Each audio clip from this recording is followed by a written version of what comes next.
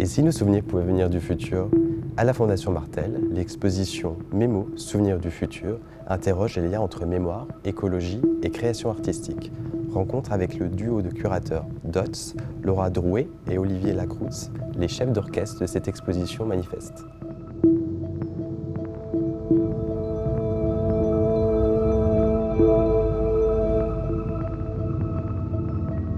Olivier, qu'est-ce qui a déclenché l'envie de faire cette exposition ?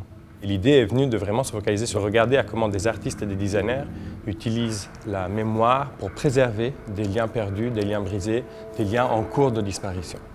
Et après, il y a eu vraiment un moment déclencheur quand on a regardé un discours du ministre des Affaires étrangères du Tuvalu qui a parlé de ce projet de digitalisation du pays suite à la montée des eaux.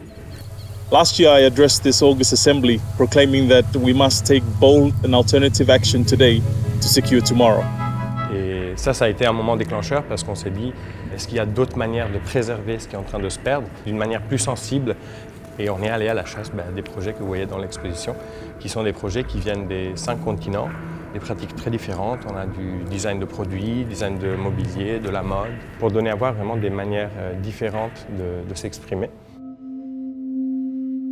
Comment on associe le souvenir et le futur? C'était un peu un paradoxe sur lequel on a voulu jouer avec ce titre. Mémo, bien sûr, résonne beaucoup sur des questions liées donc à la crise environnementale et notamment à des problèmes anthropiques, donc vraiment créés par l'humain, qui est donc notre présent, mais dont on hérite aussi d'un passé, notamment un passé colonial, et de réfléchir ensuite au futur en pensant que aujourd'hui, on a le pouvoir de changer le futur, en tout cas d'avoir un impact qui serait plus positif que celui vers lequel on est en train d'aller à l'heure actuelle. Est-ce que design esthétique, ça peut rimer avec design politique? Tout à fait. Nous sommes dans l'idée que le design est comme un radar qui peut nous donner à voir d'autres façons de penser. Nous, ce qu'on voit, c'est des formes d'activisme, d'artivisme, on pourrait les appeler comme ça. Et de plus en plus dans nos projets, on est un peu sorti du design pur et dur pour englober des ressentis plus sensibles. Aussi parce que dans tous les projets qu'on fait, on s'aperçoit que de plus en plus, les designers ou les artistes qu'on fréquente se nourrissent énormément de la pensée de philosophes, d'anthropologues, de scientifiques. Et on est à la recherche justement de ces liens où l'art n'est pas de l'art pour l'art, mais elle est en relation justement au monde extérieur. Ce qu'on essaye de montrer avec les projets en général qu'on fait, et Mémo en particulier, c'est vraiment des designers engagés dans des territoires. Ce qu'on a fait, c'est de sélectionner que des designers et des artistes qui sont vraiment enracinés, situés dans un territoire, et donc qui ont cette volonté d'en prendre soin, à la fois du lieu en tant que paysage, mais aussi de la communauté d'humains et de non-humains qui habitent sur ce territoire. Je pense vraiment que cet enracinement vient aussi d'une connaissance du milieu dans lequel tu travailles, des matières qui t'entourent, et souvent les savoir-faire ressortent, c'est soit des redécouvertes de savoir-faire ou des développements de nouveaux savoir-faire. Est-ce qu'en excluant du coup le rapport plus technologique et industriel, on ne s'éloigne pas aussi du futur? Il y a souvent l'idée que la technologie est le progrès et que le progrès est positif.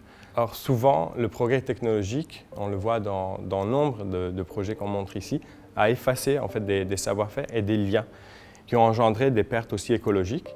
Et ce qui nous intéressait beaucoup, c'est de donner à voir 15 possibles futurs dans ces esthétiques qu'on voit, qui ont vraiment à chaque fois des réflexions, des envies, des désirs, mais aussi de la mélancolie dans certains des projets qui ressortent. Qui racontent une histoire. C'est ça. Et quel rôle vous attribuez aux visiteurs? Est-ce que c'est un gardien de mémoire, un spectateur? On souhaitait vraiment que le visiteur se sente impliqué pour qu'il ait l'envie aussi d'agir à la fin de l'exposition.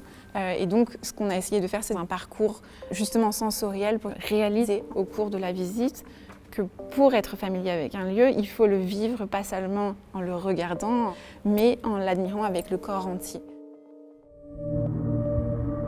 Et bien sûr, il y a aussi la source, qui est donc cette table au centre de l'exposition, qui va permettre de créer justement du lien entre l'exposition qui parle de projets situés, donc très locaux, mais à une échelle globale par rapport à notre point de vue ici à Cognac, et cet espace, la source. En fait, on invite les visiteurs à venir pour explorer aussi des thématiques et les approfondir.